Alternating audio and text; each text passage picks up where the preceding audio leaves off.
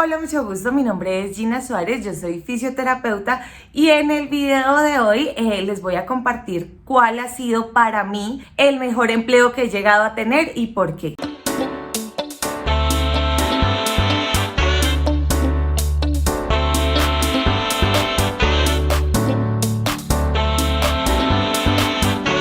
En este empleo yo trabajé desde el mes de septiembre del 2021 hasta el mes de abril del 2022, trabajé hasta el último día de abril. Lo conseguí gracias a un colega que trabajó también conmigo en una IPS, pero allí trabajábamos por prestación de servicios.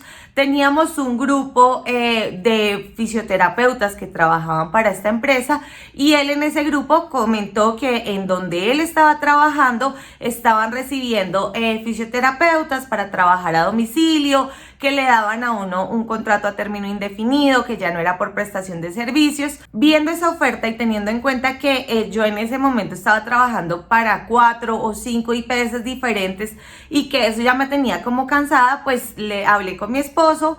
Mi esposo le pareció chévere averiguar sobre esta oferta laboral y así fue que yo le escribí a mi colega y él envió mi hoja de vida a la empresa. El proceso de contratación fue un poquito largo porque eso pasó en julio y yo entré a trabajar hasta el primer día de septiembre. Y bueno, ya eso es un poco sobre el trabajo. Ahora les voy a contar por qué fue mi trabajo favorito o el mejor empleo que yo considero que he tenido como fisioterapeuta. No sé si vaya a ser el último, dentro de mis planes está que sea el último para poder dedicarme a la independencia, pero la vida da tantas vueltas que antes de empezar la pandemia yo pensé que no iba a volver a emplearme porque estaba muy estable, tenía mi trabajo, era independiente, pero llegó la pandemia, tocó cerrar, me tocó emplearme, entonces no sé si vaya a ser el último. Hasta ahora es el que más me ha gustado. ¿Por qué digo que es el que más me ha gustado? Uno, porque me brindó un buen contrato con un respaldo que me hizo sentir bien. Normalmente uno como profesional de la salud a veces no se siente tan respaldado por la empresa que lo contrata porque estás por prestación de servicios, porque estás por una cooperativa y la cooperativa no te da como ese respaldo que en este caso yo sentí que me daban ellos. Es un poco difícil de explicar, pero mientras trabajé con ellos yo sentía como la protección de la IPS que me estaba contratando. Ellos me pagaban salud, me pagaban pensión, pagaban caja de compensación, las vacaciones me las daban. Una vez al año nos daban dotación de uniformes. Entonces estas cosas hacen que uno se sienta como respaldado, como apoyado por la empresa, aunque yo no estaba trabajando dentro de ninguna sede de la empresa, yo trabajaba a domicilio.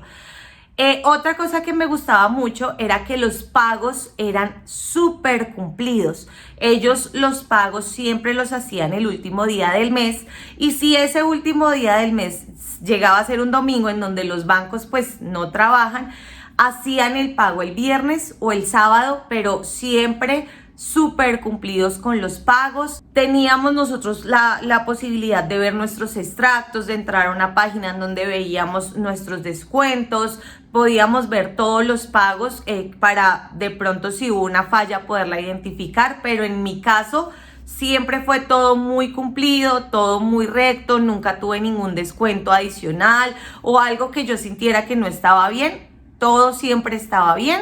Otra cosa que me gustaba es que se hacía una reunión mensual en donde como que nos autoevaluábamos, nos reuníamos todo el equipo. Ese día no hacíamos 9 atenciones, sino solo 6, y de 3 a 5 de la tarde estábamos en una reunión en donde teníamos la oportunidad de evaluarnos, de ver que estábamos haciendo las cosas bien o que estábamos haciendo mal para poder mejorarlo. Eso me gustaba porque siento yo que eso es algo que le da a uno la oportunidad de mejorar cada día. Otra cosa chévere es que yo contaba con una coordinadora y la coordinadora era fisioterapeuta, que no pasa en todos lados. A veces con las otras IPS que yo trabajé, la coordinadora no era fisioterapeuta, entonces no entendía un poco de nuestro trabajo y como que nos pedía cosas que nosotros decíamos, esta señora no sabe cómo es trabajar en la calle, no sabe cómo es llegar a un domicilio a atender pacientes, porque en un caso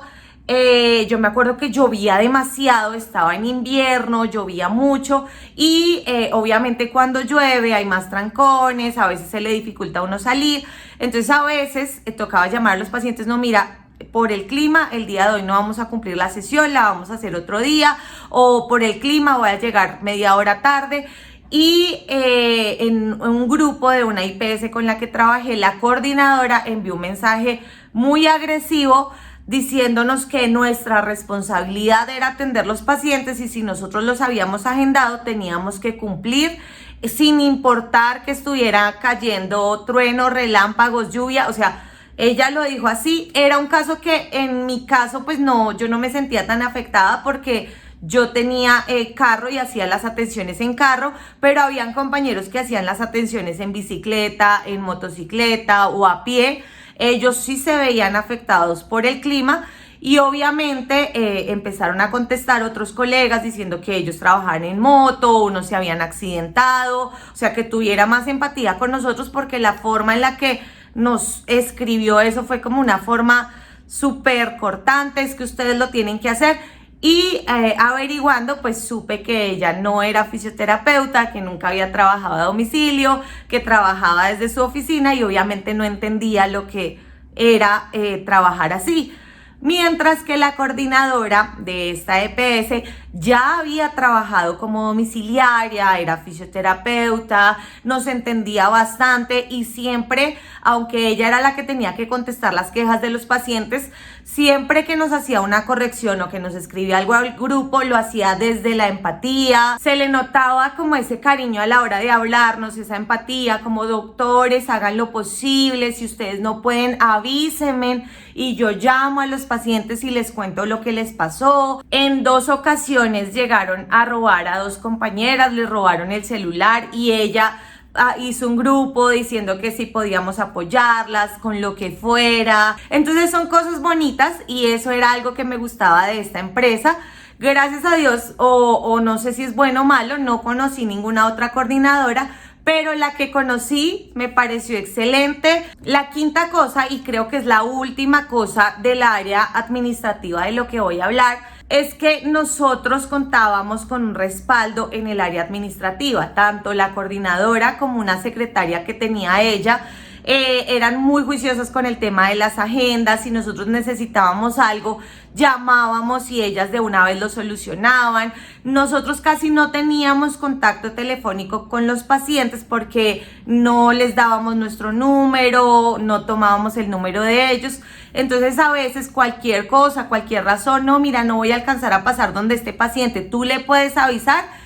Y ellas siempre se contactaban con los pacientes de una forma rápida, eran muy eficaces. O cuando los pacientes llamaban a cancelar la sesión, ellas nos avisaban rápido, no, este paciente canceló, lo cambiamos por otro. En el caso de que yo ya estuviera en la casa del paciente, yo les decía, no, ya estoy en la casa del paciente. Ah, bueno, doctora, no se preocupe, tómele foto a la fachada y ya esa atención queda como vista porque usted ya llegó.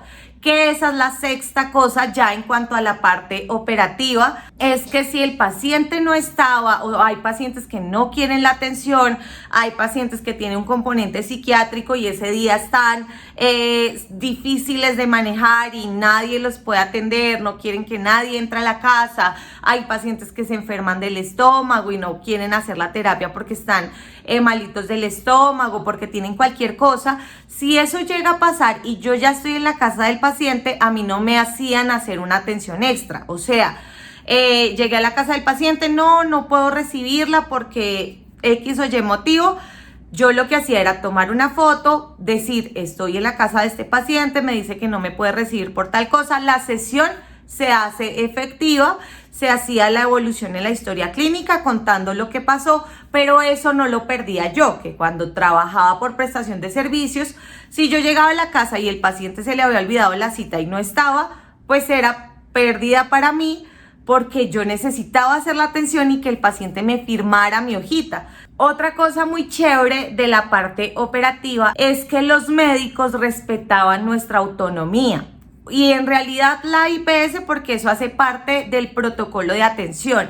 Entonces la IPS respetaba nuestra autonomía como profesionales en cuanto a la cantidad de terapias que se enviaban, en cuanto al cierre de historia clínica, que el paciente ya no necesita más terapias, entonces yo le doy cierre. Eso lo respetaban y es algo de lo que más me gustaba en esta IPS, porque a veces no pasa. Con las otras IPS los médicos eran los que ordenaban el número de terapias, y creo que con la mayoría de lugares son los médicos los que ordenan el número de terapias, y pues nosotros lo que hacemos es hacer ese número de terapias.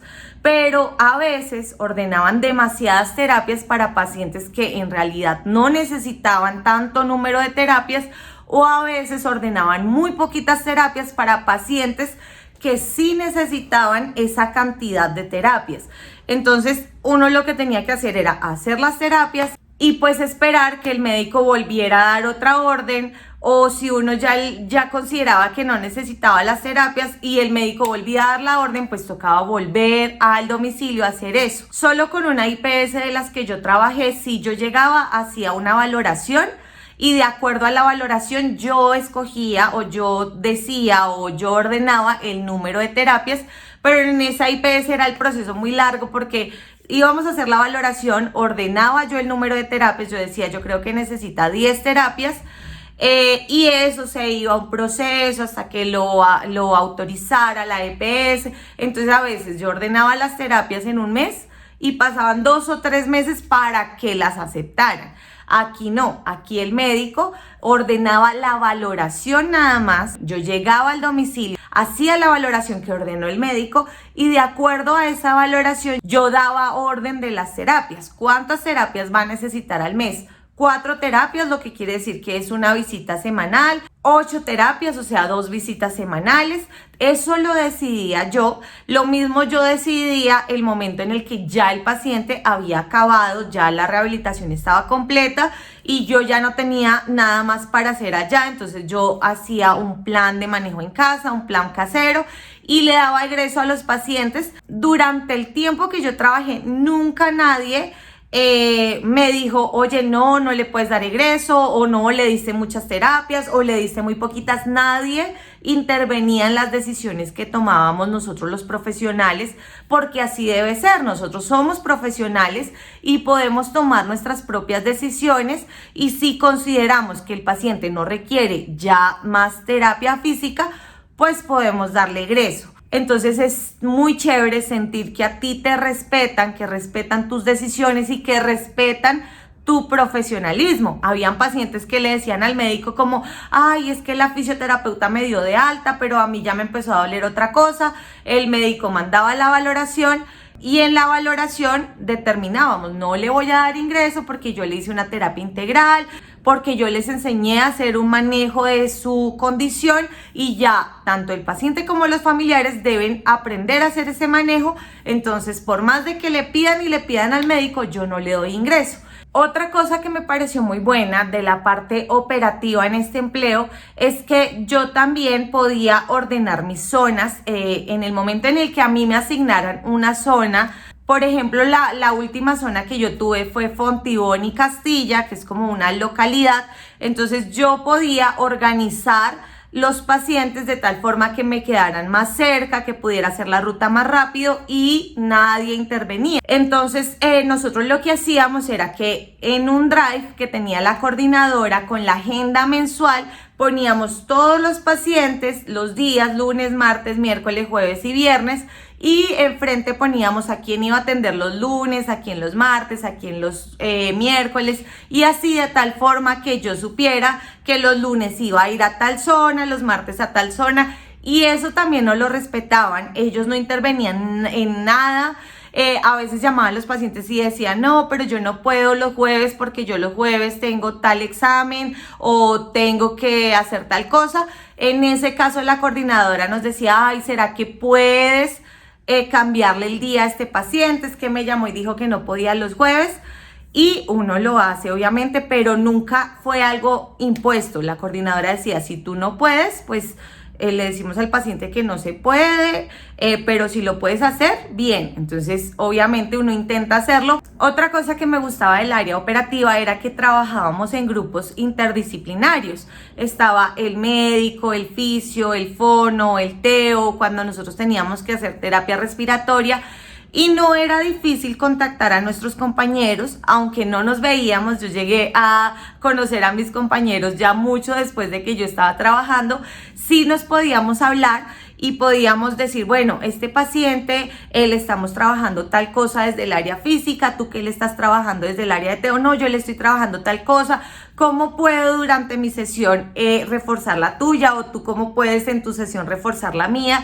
Y eso, aunque no lo hacía muy seguido, sí lo llegué a hacer con algunas compañeras y fue algo que me pareció muy chévere porque se notaba el trabajo y el paciente sentía esa conexión, decía, ay, la Teo me está trabajando esto.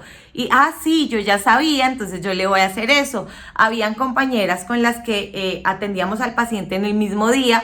Y para no chocarnos, entonces nos escribíamos, ven, ¿tú a qué horas vas a pasar? Yo voy a pasar a tal hora y le voy a trabajar tal cosa para que cuando tú pases sepas que el paciente va a estar cansado de las manos porque estuvo trabajando eso que yo le puse a trabajar. Entonces eso me parecía chévere porque teníamos comunicación, porque trabajábamos por el bienestar del paciente. Y se notaba la mejoría en la intervención al hacer esto de esta forma. Y básicamente eso es todo lo que me gustaba de ese empleo. Por eso consideré ese empleo como el mejor que he tenido, porque tiene buen contrato, porque tenía un buen salario, no nos pagaban súper bajito, no, con un buen salario. Aparte de eso, pues teníamos unas bonificaciones que nos daban, porque nos respetaban como profesionales, respetaban nuestro criterio, también nos tenían en cuenta. Entonces cuando habían pacientes especiales o con algo especial en donde se necesitara hacer una reunión, se hacía la reunión, el médico, el fisio, el fono, el teo, todos nos reuníamos para hablar sobre ese paciente y tomar una decisión que fuera para el bienestar del mismo.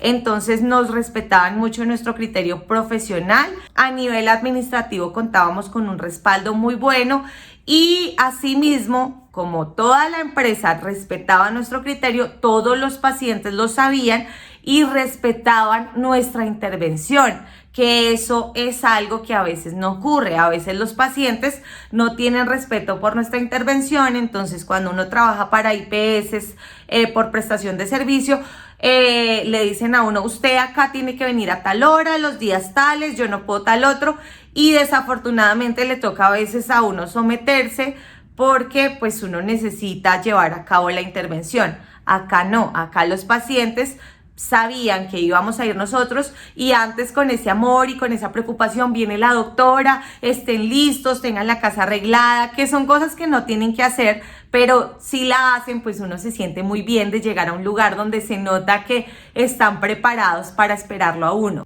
Es un trabajo donde uno puede trabajar con la libertad de ejercer su profesión, de hacer lo que tiene que hacer por su paciente. Si uno considera que ya en la casa no puede hacer uno más, podíamos remitirlos a centros donde supiéramos que ya en el centro tenían más máquinas, más equipos, hidroterapia, cosas que en la casa no podíamos tener. Renuncié a esa empresa porque a mí me gusta trabajar de forma independiente, lo disfruto, aprecio y valoro la independencia, y junto con mi esposo teníamos proyectos en donde debemos movernos de ciudad o nos vamos a mover de ciudad para cumplir este sueño que tenemos.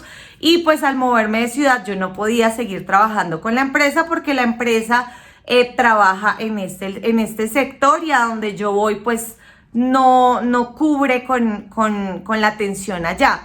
Y yo quiero ser independiente de nuevo, entonces por eso renuncié.